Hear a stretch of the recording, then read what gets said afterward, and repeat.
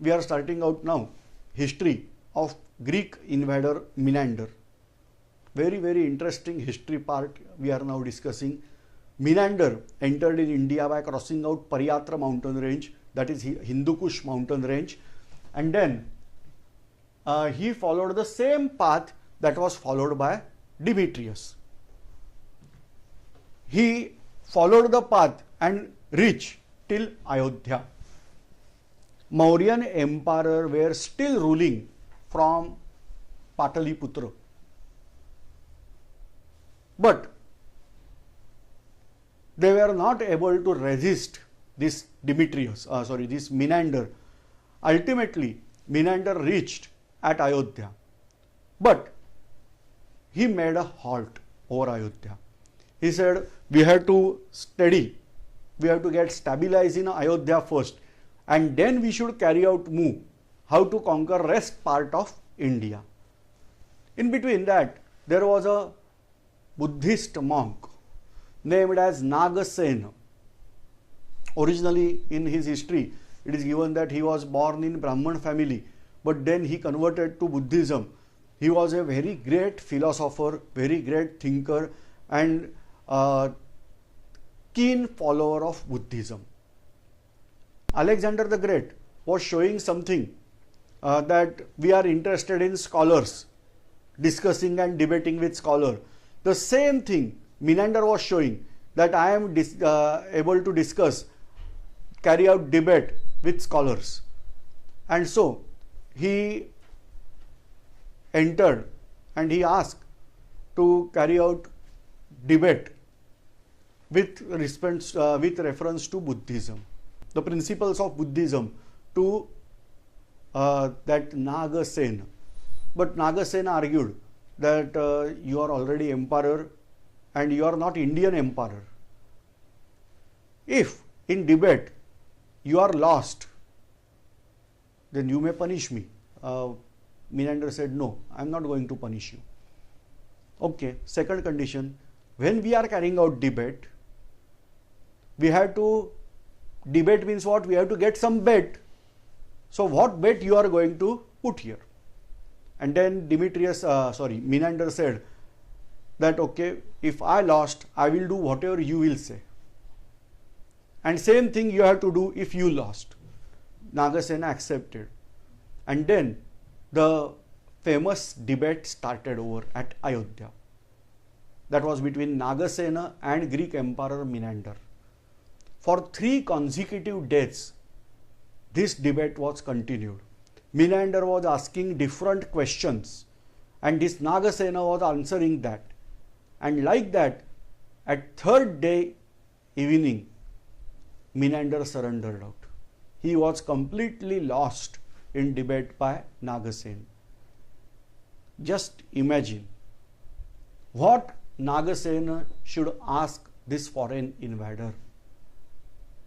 But he asked, accept Buddhism along with your all army. And Menander accepted Buddhism. Now his name was changed from Menander to Milinda. So he is famous in Indian history as now Emperor Milinda. So this way, this foreign invader, the Greek invader, he invaded India from Iran. Ultimately he reached till Ayodhya. At Ayodhya, first he was defeated in the debate. He changed out his religion. He accepted Buddhism. His name was also changed as Milinda from Menander. Now, this all debate is recorded by this Buddhist monk, and a famous book is there, that is Milinda Panha. Panha is Pali word meant as Prashna in Sanskrit. So in Sanskrit translation we have this Milinda Prashna, and in Pali Milinda Panha, that is the questions asked by Milind. And this all debate is recorded in book. You can go through this book named as Milinda Panha. Again, here you will get the concept that what these people, foreign historians, they are saying that Indians are not giving records. So here is the evidence that whatever debate was there, that is recorded. Each and every word is written. You can check out through Milinda Panna or Milinda Prashna. It is translated in various languages, and the extract, nice extract of Buddhism we are getting in this book. Now, Buddhist people started following this Menander or Milinda because now emperor become Buddhist. But at at Pataliputra, some different scene was going on. At Pataliputra, the last Mauryan emperor was ruling, named as Brihadratha Maurya. He was executed by his general, named as Pushyamitra Shunga. He was non-Buddhist, so he was ready to carry out violence. To the surprise, he was Brahmin, named as Pushyamitra Shunga. And then he consolidated his now smaller empire, gathered out all army, and then tried to attack on Menander. He attacked on Menander, and ultimately he defeated Menander. The same history repeats here, that as Kharvel defeated Demetrius, same way Menander was defeated by this Pushyamitra Shunga, and he was sent back outside the India. But now keep in mind, outside the India means not beyond Pariyatra mountain, just beyond river Indus. And this way India achieved again freedom.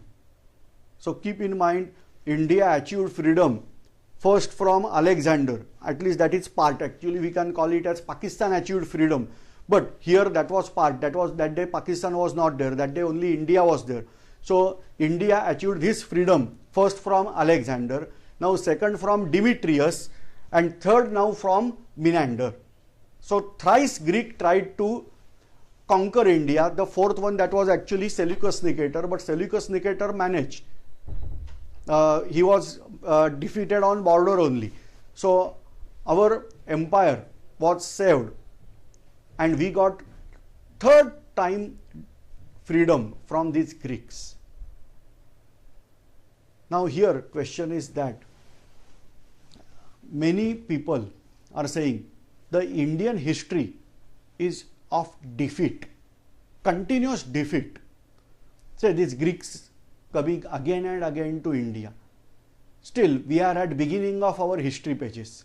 Still yet many more invaders to invade India. But here many people are saying Indian history is of defeat. Whereas freedom fighter Savarkar says, no, this is not only history of defeat. It is history of defeat, but as well as victory over the invader.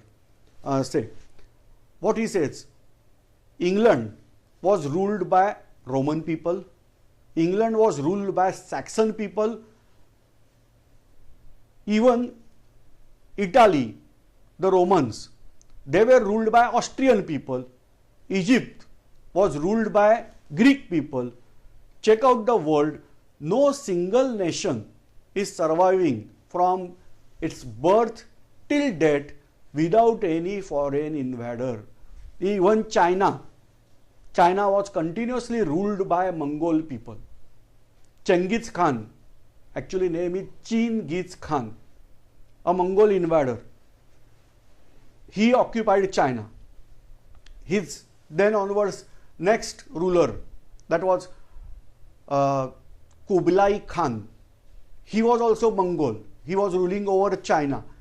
Like that, various Mongols ruled over China. Greeks ruled over Egypt. Austrians ruled over Italy. Romans ruled over England, and so on. Various ancient civilizations were ruled by somebody else. And ultimately, check out whatever we discussed in earlier history lecture, that is before 3000 years or 3000 years ago, what were the civilization in the world? Out of that, Egyptian civilization was there. Now what happened to Egyptian civilization right now? Say there is nation named as Egypt. It is surviving today. But whether these Egyptians are following same culture as this culture were followed by earlier Egyptians. Say, are they constructing out pyramids now? They have pharaoh or not? They are having belief in life after death. So present day, that same Egyptian ideology, the Jews, oracles, like that, no. They are following some different thing. Same way Greeks. Check out what happened to Greece today. They were Greeks. They are Greeks. But what religion they were following in earlier days? Say for example, their god is having name as Zeus, Athena, Apollo, like that. Greek mythology is there. That is something different. And today what thing they are following? They are not following that culture that what were followed by this Alexander the Great or whatever the other Greeks. If you are talking of Mongolia, Mongolia is also having changed of attitude. If you followed Roman people, the earlier Roman civilization and what presently they are following, that is different. Babylonian culture, say we discuss here, there was Assyrian culture, lost out. Babylonian culture, lost out. Again in Iraq, we are calling that as Mesopotamian culture, lost out. Here, in case of India, the Indian culture, yes, whatever the culture was there 3000 years ago, somewhat similar culture and traditions, customs, everything we are following till date in India. And same way in case of China also. So this is the difference. If you have to, if you want to judge a nation, we have to check that only invader, yes, many invaders are coming in India. What is the power of Indian? We digested or defeated the invader. So here the Menander was defeated back outside India. Then there was a problem to the Greeks, not to India. Okay. Now here the Pushyamitra Shunga, he coronated himself. He re-established the Vedic religion in the Mauryan Empire. In Buddhist rule, sacrifices were not allowed. That what is sacrifice? We are calling that as yajna. And in old days, whenever the sacrifice is there, at that time, they were cutting out, killing out animals very brutally. Different animals were sacrificed in the yajna. For example, Ashwamedha Yajna. What was Ashwamedha Yajna? Ashwa means horse. So that way they were selecting out horse. And then this horse was set free to move. Troops will followed by that horse. Wherever the horse goes, the troops are following. Those who want to oppose this sacrifice, they can take over the horse. The army behind that will carry out battle and they will rescue the horse from enemy. If you are able to rescue the horse, that means you are able to defeat the enemy, you are having right to carry out horse sacrifice. Otherwise, no. So like that, that horse will complete out a circle. That circle means in Sanskrit we are calling mandala. Those who are there in mandala, they are now called as mandalika. In Sanskrit, the circle is having another name as chakra. So the emperor is called as Chakravarti Samrat. Emperor as Chakravarti. So this way they are carrying out horse sacrifice. In year, whatever the territory you are going to conquer, that territory will belong to you. And then we have to kill that animal by whatever the sacred ways prescribed in that procedure. So accordingly, we have to kill that animal, sacrifice. We have to remove the skin. We have to warm it on that yajna kunda, that is where fire, sacred fire is there. And we have to inhale that smell. That will lost out your sins. Now this sacrifice is obviously very, very cruel from animal side. Therefore, Buddhism or Buddhist rulers abolished the practice of sacrifices. But now, as Pushyamitra Shunga, was there in power, he decided to carry out this sacrifice. And then he set out his horse for this sacrifice, horse sacrifice. Horse went from Patliputra to river Indus. Where Yavanas were there at river Indus, they taken out his horse. And then Pushyamitra Shunga's son, named as Agnimitra Shunga. This Agnimitra carried out war with Yavanas. He defeated them, asked them to pay tribute, and then horse was taken back. And then they carried out Ashwamedha, that is horse sacrifice. This Agnimitra was very, very great warrior. And in after period, after many years, a great poet in India wrote a book, a drama named as Malavika Agnimitram. This is based on these all stories. The Malavika was princess of Vidarbha, and she married with, or matrimonial alliance was carried out with Agnimitra. So that entire story is mentioned in this book, that is called as Malavika Agnimitram. So that is given by Mahakavi Kalidas, a great poet Kalidas. He mentioned out that. Anyway, so this way the Yavanas were defeated back and again and again. All right. Now let us check out what happened to outside the world. Now in this map I am not showing that, but in previous map, try to recollect, we discuss about Mongolia. We discuss about the natives of this Mongolia, Mongol. They were called as Yungnu. I am writing out the spelling here. They were called as